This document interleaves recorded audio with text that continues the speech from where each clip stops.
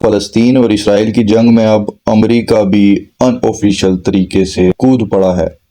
اس پر ہم بات کریں گے اس ویڈیو میں، لیکن اس سے پہلے میں آپ کے سامنے ذرا کرنٹ سچویشن رکھ دوں کہ اس وقت کیا حالات ہیں۔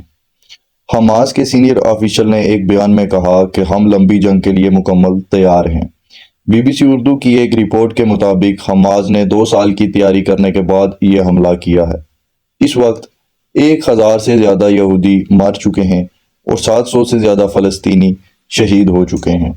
اسرائیل نے بمباری کر کے فلسطین کی مسجدیں بھی شہید کر دی ہیں اور غزہ کے اندر UN کی بلڈنگز تک کو نشانہ بنا دیا گیا ہے۔ غزہ کا پانی، خوراک اور طبی سہولیات باشمول بجلی سب کچھ بند کیا جا چکا ہے، اور غزہ کی پٹی کے شمال میں واقع اسرائیلی شہر اشکلون پر بمباری جاری ہے۔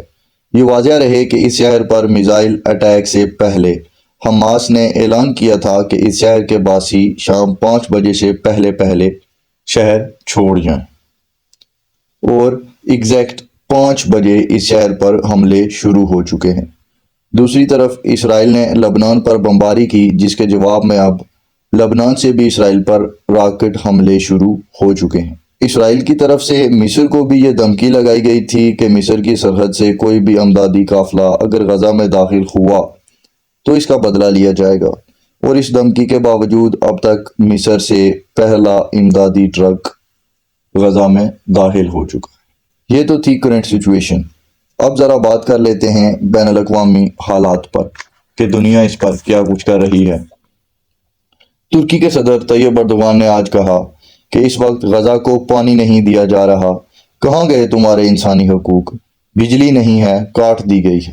باتیں کرتے ہیں انسانی حقوق کی، آگ پر پیٹرول پھینکنا اچھا نہیں ہے، تاہم عام شہریوں اور شہری بستیوں کو نشانہ بنانا ناقابل قبول ہے۔ ہم یہ جاننے اور سمجھنے کی کوشش کر رہے ہیں کہ اس جنگ میں عملی طور پر کیسے کردار ادا کر سکتے ہیں۔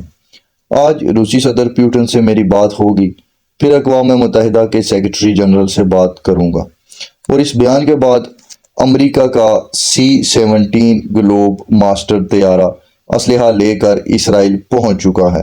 اس طرح امریکہ بھی اس جنگ میں غیر اعلانیہ طور پر کود پڑا ہے، جبکہ امریکہ کا ایک بحری بیڑا بھی اسرائیل کی جانب رواں دواں ہے، جو کہ 1 سے 2 دنوں میں اسرائیل تک پہنچ جائے گا۔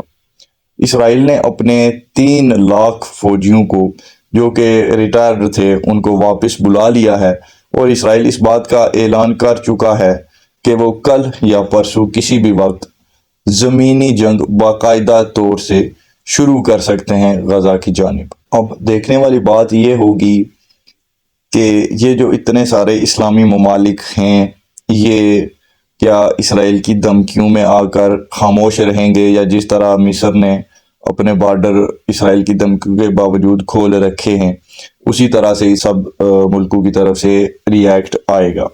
سعودیہ بھی اسرائیل کے ساتھ تمام تر جو اس کے مذاکرات ہو رہے تھے ان کو ختم کرنے کا اعلان کر چکا ہے، اور مسلم امت میں ایک بہت ہی جوش و خروش پایا جاتا ہے اسرائیل کو لے کر، مسجد اقصیٰ کو لے کر مسلمان کافی جذباتی ہیں، اور مسلمان حکمرانوں پہ بہت زیادہ دباؤ ہے۔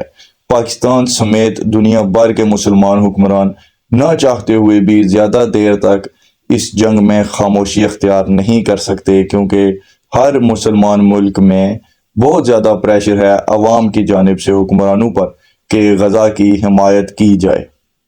اب حالات بہت ہی سنگین ہو چکے ہیں، اور امریکہ کے باقاعدہ کودنے کے بعد اب دیکھنے والی بات یہ ہوگی کہ چائنا اور رشیا کی طرف سے کیا بیانات آتے ہیں، کیونکہ جب ایک عالمی طاقت، ایک بڑا ہاتھی کسی جنگ میں کود پڑے تو باقی ہاتھی بھی پھر پیچھے رہ کر دیکھتے نہیں رہتے، وہ بھی کچھ نہ کچھ کرنا شروع ہو جایا کرتے ہیں۔ تو حالات جو بن رہے ہیں، تیسری عالمی جنگ کی طرف جا رہے ہیں معاملات۔ ساری دنیا ہی 2 گروپوں میں تقسیم ہے، پہلے ہی یوکرین اور رشیا کے معاملے میں، اب یہاں پر بھی یہ معاملہ رکنے والا دکھائی بالکل بھی نہیں دے رہا۔